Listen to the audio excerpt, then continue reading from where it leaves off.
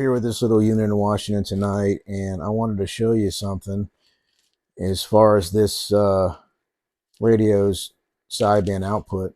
All right, so we're on channel 19 lower sideband. We're going to key up two continuous tones, and we're going to look at it on an oscilloscope here. I want you to see this linearity. So it's not bad. Crossovers are decent, but if you look at the top and the bottom, it's a little bit wonky. But more importantly, I want you to see this spectrum analyzer. So right now, look at this reference level. Our peak is at minus 21 dB. Yes, and this is attenuated properly. Our peak signal is right there at the top gradicle where we want it. But now look, when I peak to the right here, this is what I'm talking about. This intermodulation distortion, this bump right there bothers me. Now it's at minus 47, so that's 26 dB different. That meets part 95, which is 25 dB within 8 kilohertz of the fundamental, which it's fine. But I looked at this and I thought, you know what, I can find that. And that's kind of what the fun is for me, to, if I find some IMD that I think I can have a possibility of rooting out, that's all. I love doing that. So as I've said in previous videos, the first place I start is the bias. The factory bias settings, I think it's 35 milliamps and 45 milliamps, 35 for the driver, 45 for the final, are set right, and that seems to be the most linear place for both those bipolars. And then I went over here, I think it's L26, 27, 28, 29 maybe. Went rooting through there, and I could not find that bump.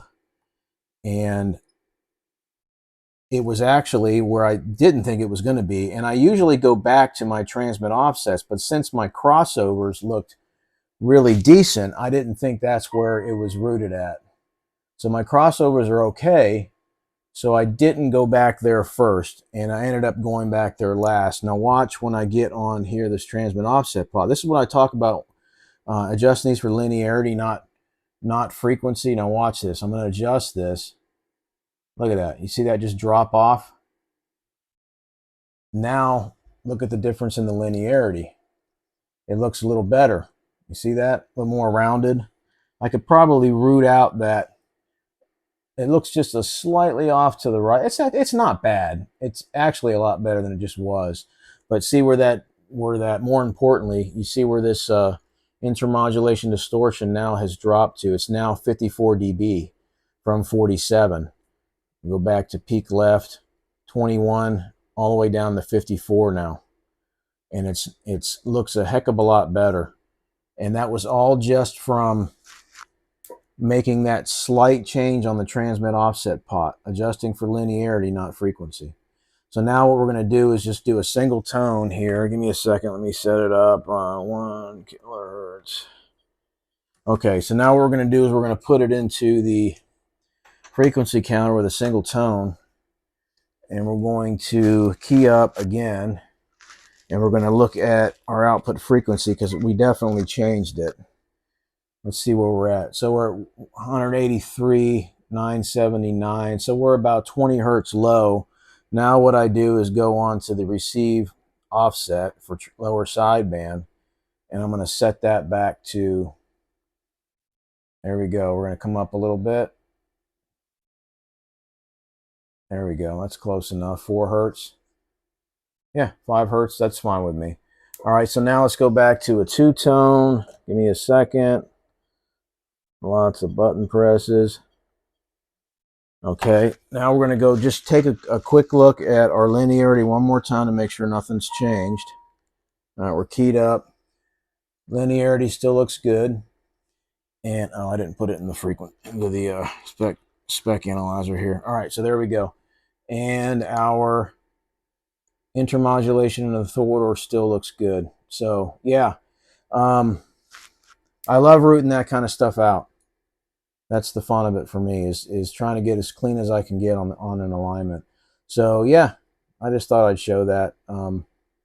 It's in there somewhere, folks. It's all that IMD that we are creating with our two tones. That's the purpose of using a two-tone test with two tones that are not harmonically related, is that we create that intermodulation distortion within the radio using those two tones. And then we can go through each what I call compartments. PLL section, transmit chain here, final bias, the carrier balance, 54 megahertz trap in the back, every place, and find the most linear sweet spot I can get out of each one of those places, and then we end up with a nice clean signal. The intermodulation distortion is there, and the fun of it for me is just to find it and get the radio as clean as I can get it on sideband. Cleaner you can get it, especially if you're going to run an amplifier. If you're going to run even 100-watt amp, or 500-watt, 1,000-watt, whatever it might be, that old saying, you put shit in, you're going to get shit out, and that is for sure true when it comes to linear amplifiers. So the cleaner you can get the lower you can get your intermodulation distortion for sideband aligned in the radio, the cleaner you're going to sound on air. And you might have it aligned okay, but still have some third order IMD, coming out, making it past the bandpass filter and being emitted.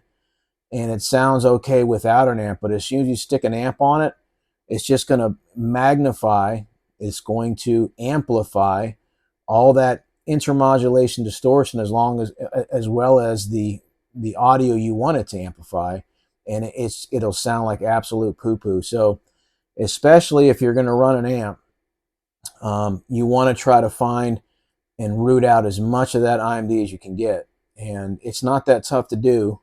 You just kind of compartmentalize it, and you can work your way through and clean it up. You definitely need to have a spectrum analyzer to do it, for sure.